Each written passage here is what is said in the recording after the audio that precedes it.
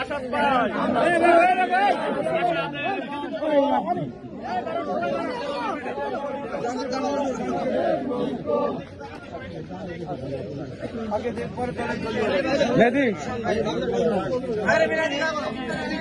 দাঁড়াও ওগুলো চলবো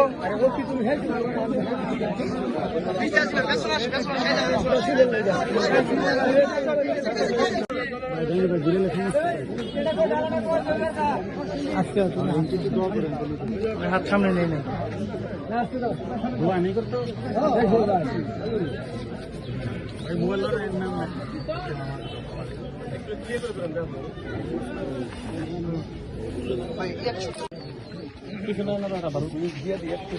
শুরু করা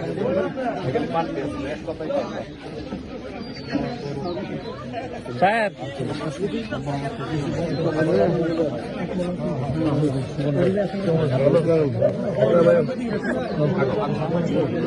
স্বাধীনতা পরবর্তী সময়েও বাকশাল কায়েম করে সেই গণতান্ত্রিক চেতনাকে ধ্বংস করা হয়েছিল এবং বিগত 17 বছর যে নির্বাচনের নামে তামাশা করে রাষ্ট্র ক্ষমতা দখল করে রেখেছিল শেখ মুজিবের উত্তরসূরি শেখ হাসিনা।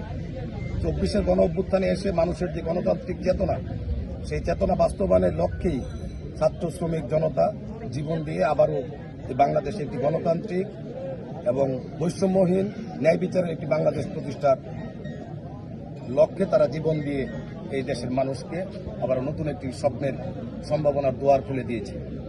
কিন্তু আমরা এখনো দেখছি না যে জনগণের ক্ষমতার যে বাস্তবায়ন, তার লক্ষ্যে যে জনগণ ক্ষমতা প্রয়োগ করে কারা রাষ্ট্র পরিচালনা করবে এবং দেশের সিদ্ধান্ত নেবে, সেই লক্ষ্যে যে নির্বাচনী প্রস্তুতি, সেই প্রস্তুতি এখনো চূড়ান্ত হয়নি। আমরা প্রত্যাশা করব অতি দ্রুতই প্রয়োজনীয় সংস্কার শেষে জনগণ যাতে নির্ভয়ে নিঃসংকোচে তাদের মতামতের প্রতিফলনের মাধ্যমে আগামী দিনে কারা রাষ্ট্র পরিচালনা করবে, কারা জনগণের অধিকার নিয়ে কাজ করবে, সেই রূপরেখা ঘোষণা করার জন্য আমরা বর্তমান যে অন্তর্বর্তীকালীন সরকার তাদের কাছে দাবি জানাচ্ছি।